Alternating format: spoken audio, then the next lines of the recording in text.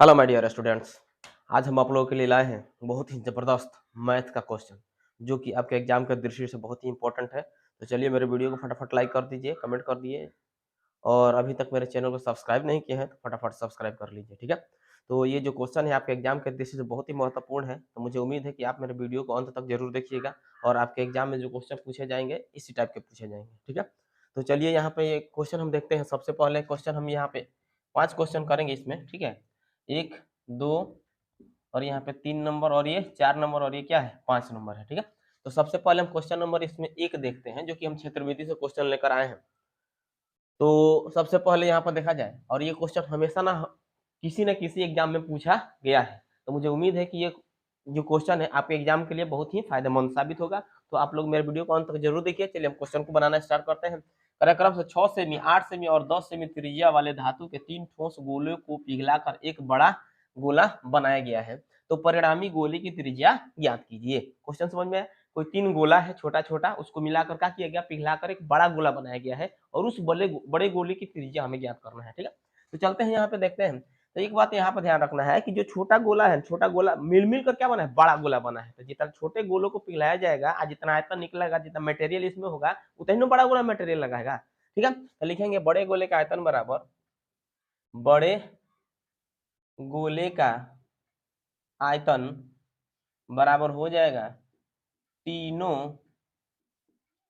गोलियों के आयतनों का योग, ठीक है। अब यहाँ इसका सूत्र मान लेते हैं, कितना होता है गोला का आयतन 4/3 पाई आर क्यू।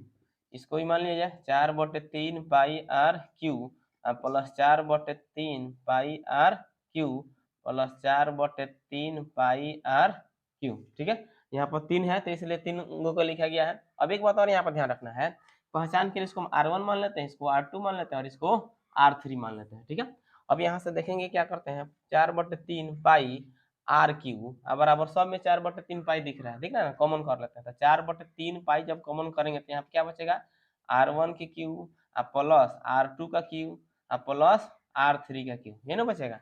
अब यहाँ 4/3 है, 4/3 पाई से पाई कैंसिल, आर क्यू बराबर हमारा कितना निकलेगा, यहाँ पर देख सकते हैं। आर के जब मान लेते हैं R1 है, इसको R2 और इसको R3 मान लेते हैं। तो R1 कितना हमारा दिया है, तो 6 का क्यू प्लस R2 कितना है 8, तो 8 का क्यू प्लस R3 कितना दिया है 10। यहाँ पे कितना आ जाएगा 10 का क्यू। यहाँ तक तो कोई दिक्कत नहीं है। अब यहाँ से हम आगे बढ़ लेते हैं। तो आर क्यू बराबर हो जाएगा 6 का क्यू करेंगे तो 216। अगर 8 का क्यू करते हैं तो कितना आ जाएगा 512 प्लस 10 का क्यू करेंगे तो हो जाएगा हमारा कितना 1000। आर क्यू बराबर सबको जोड़ लिया जाए, हो जाएगा कितना 6 2 8 1 यहाँ पे हो जाएगा कितना 2, हो जाएगा 10 5 15 15 2 17, तो 17 28 आ जाएगा। तब क्यूब है तो इसको घनमूल चढ़ाएंगे, क्यूब रूट यहाँ पर क्यूब रहेगा, यहाँ पर हो जाएगा कितना 2 1728। अब इसका जब घनमूल निकालेंगे, इसका घनमूल कितना आता है 12, ठीक है। तो 12 सेमी हो जाएगा हमारा क्या आंसर हो जाएगा, ये जो बड़े गोले की त्रिज्या हमारा निकल गया, ठीक है। चलिए इसको नोट करो।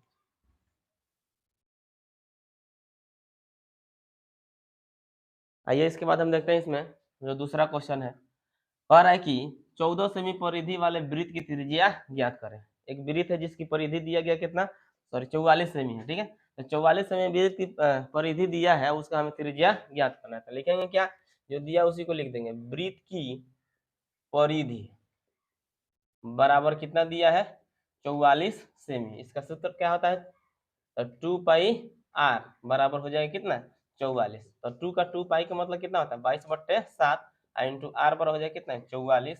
आर बराबर हो जाएगा कितना 44 गुने ऊपर वाला नीचे, नीचे वाला कहाँ जाएगा ऊपर। बात समझ आ रहा है ना, यानी कि 7 से जाएगा ऊपर, ये जो ऊपर है 2 गुने 22 नीचे आ जाएगा। इससे काट लिया जाए 2 से, या 2 से 2 काट लेते हैं। तो आर बराबर कितना निकल गया 7 सेमी हमारा आ जाएगा आंसर, ठीक है। चलिए कोई दिक्कत नहीं, नोट कीजिए। चलिए इसके बाद हम देखते हैं क्वेश्चन नंबर 3। क्वेश्चन पहले पढ़ लेते हैं उसको, ठीक है, समझ लिया जाए। कर दो घन जिन्हें प्रत्येक आयतन 64 घन सेमी है के संलग्न फलकों को जोड़कर एक घनाभ बनाया जाता है, तो इस घनाभ का पृष्ठ क्षेत्रफल ज्ञात करें। क्वेश्चन समझ में आ गया। क्वेश्चन क्या कह रहा है कि दो घन है जिसका आयतन दिया गया है कितना 64 घन सेमी, ठीक है। और उनके जो संलग्न फलक यानी कि उनका जो सतह उनको जोड़कर क्या कहता है घनाभ बनाया जाता है और उसी घनाभ का हमें पृष्ठ क्षेत्रफल ज्ञात करना है। ठीक है, तो चलते हैं सबसे पहले इस घन का भुजा निकाल लेते हैं कि घन कितना है। तो दिया है घन का आयतन कितना दिया है 64। इसका सूत्र क्या होता है भुजा क्यूब बराबर हो गया कितना 64 और जब क्यूब हटता है तो क्या होता है क्यूब रूट चढ़ता है ठीक ना, तो 64 तो 64 का अगर हम क्यूब रूट निकालेंगे तो कितना आ जाएगा 4 निकलेगा, तो 4 से भी हमारा भुजा निकल गया। ठीक है, अब कह रहा है इसको जोड़ा जाता है, इसको जो फलक को जोड़ा जाता है, जैसे कि मान लेते हैं फिगर हम यहाँ पर देख लेते हैं, जैसे मान लीजिए छोटा ये घनाभ है जिसका भुजा कितना दिया है 4 सेमी। ठीक है, अब इसी पर एक और घनाभ इसको मतलब इसके सतहों को जोड़ा जाएगा ऐसे। ठीक है, तो जब इसको जोड़ा जाएगा और तो यहाँ पे जो सतह होगा इसमें हमारा क्या बढ़ेगा, तो इसमें सिर्फ हमारा ये लंबाई बढ़ रहा है, चौड़ाई उतना ही है और सॉरी ऊंचाई उतना ही है और चौड़ाई जो है वह भी कितना है उतना ही है, तो बढ़ा क्या लंबाई बढ़ेगा। तो इसका जो लंबाई होगा घनाभ जो बनेगा तो लंबाई हमारा हो जाएगा 4 + 4 बराबर कितना 8 सेमी, क्योंकि ये भी 4 और ये भी 4 8 हो जाएगा ना। चौड़ाई कितना हो जाएगा हमारा, तो चौड़ाई हो जाएगा 4 सेमी और ऊंचाई हो जाएगा हमारा कितना 4 सेमी। ठीक है, अब हमें क्या करना है इसका पृष्ठ क्षेत्रफल निकालना है, तो लिखेंगे घनाभ का पृष्ठ क्षेत्रफल क्या होता है 2 इंटू लंबाई गुने चौड़ाई प्लस चौड़ाई गुने ऊंचाई प्लस ऊंचाई गुने लंबाई। तो ये फॉर्मूला भी हमें ध्यान में रखना पड़ेगा।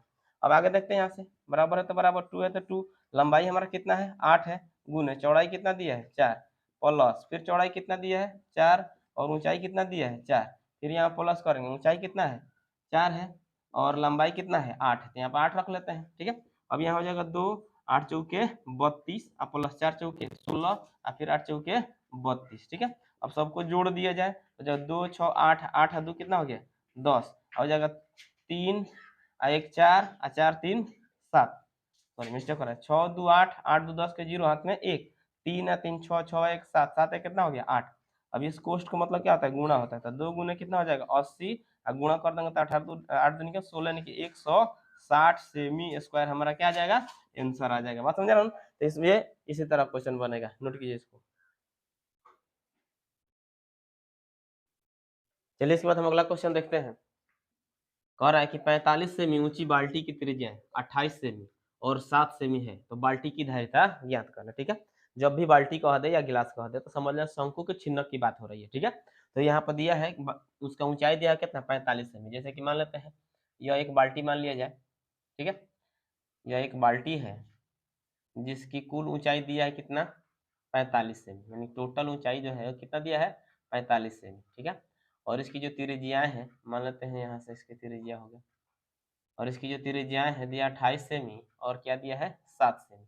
हमें इसकी धारिता ज्ञात करना है, धारिता बोले तो आयतन। ठीक है, तो चलते हैं बाल्टी की धारिता निकाल लेते हैं, तो हो जाएगा बाल्टी की धारिता बराबर हो जाए कितना 4 बटे सॉरी शंकु का आयतन छिन्नक वाला हो जाएगा 1/3 पाई h इंटू बड़ा आर क्यू R1 मान लेते हैं इसको। ठीक ना, इसको R1 R2 R1 के स्क्वायर प्लस R2 के square plus R1 into R2, ये शंकु के छिन्नक जो होता है उसका आयतन होता है। ध्यान में रखेंगे इस बात को कि शंकु के छिन्नक का आयतन क्या होता है 1/3 पाई h इंटू R1 के स्क्वायर प्लस R2 के square plus R1 into R2। अब यहाँ से सॉल्व कर लेते हैं 1/3 पाई का मान कितना है 22/7 और h हमारा कितना दिया है यहाँ पर दिया है ना 45 सेमी दिया है और R1 मान लेते हैं 28 को, तो 28 का स्क्वायर प्लस R2 कितना दिया है 7 यानी कि 7 का square plus R1 into R2 यानी कि 28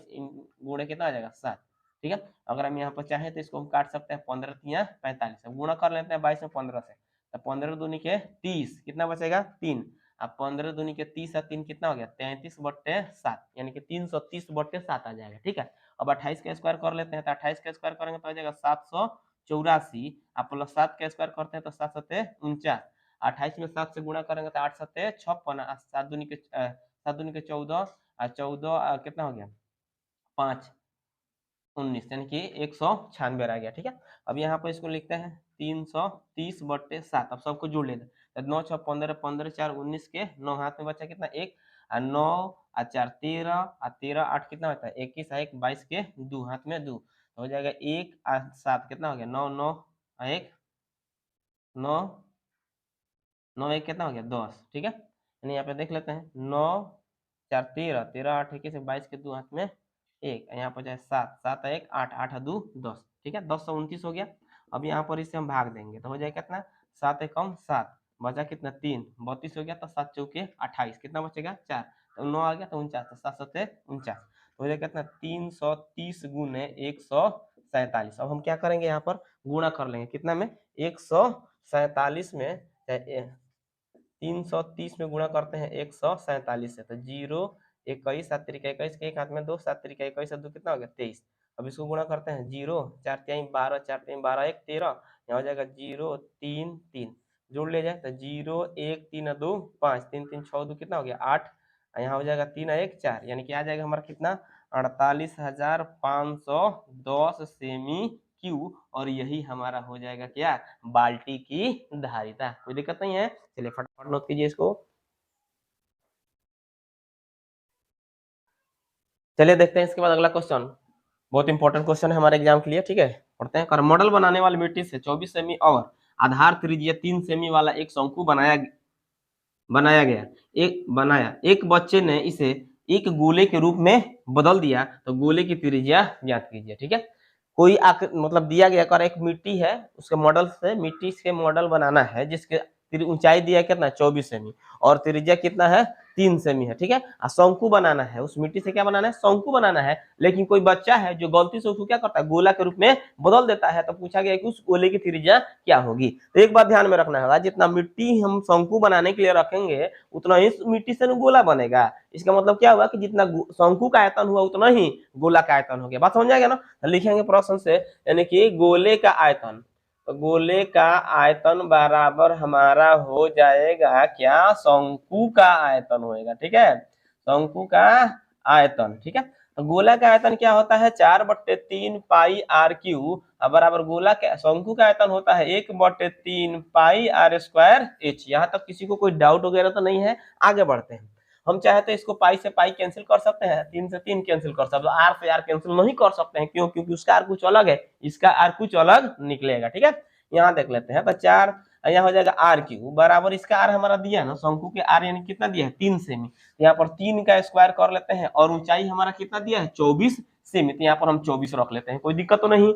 आगे बढ़ते हैं। इसके बाद से आर क्यू बराबर हो जाएगा 3 3 9 हो जाएगा 24, अब बट्टे ये जो 4 गुणा में यहाँ पर क्या है बट्टा में 4 6 24, ठीक है। आगे देखते हैं, यहाँ पे आर क्यू इक्वल टू हो जाए कितना 9, यहाँ पर लिखना है तो इसको हम ऐसे भी लिख सकते हैं 3 गुने 3, यहाँ पर 6 को हम क्या लिख सकते हैं 2 गुने 3, कोई दिक्कत तो नहीं है। आर क्यू बराबर हो जाएगा हमारा क्या, यहाँ पर इसका क्यूब हटाएंगे तो घनमूल चढ़ेगा नहीं रूट, यहाँ पर हो जाएगा कितना 3 गुने 3 गुने 3 गुने 2, ऐसे भी लिख सकते हैं इसको। हम जानते हैं कि क्यूब रूट में जो 3 बार रहता है वही बाहर निकलता है, इसको हम लिख सकते हैं आर इक्वल टू 3 वाला को बाहर निकाल लेते हैं, ये नहीं आएगा ना तो उसी में रख देंगे, यहाँ पर 2 लिख देंगे, ठीक है। तो आर का जो वैल्यू आया हमारा कितना 3 रूट क्यूब यानी कि रूट 2 आया आंसर हमारा, तो ये सेमी आंसर हो गया, ठीक है। ये गोला का त्रिज्या है, ठीक है। चलिए इसको नोट कर लीजिए।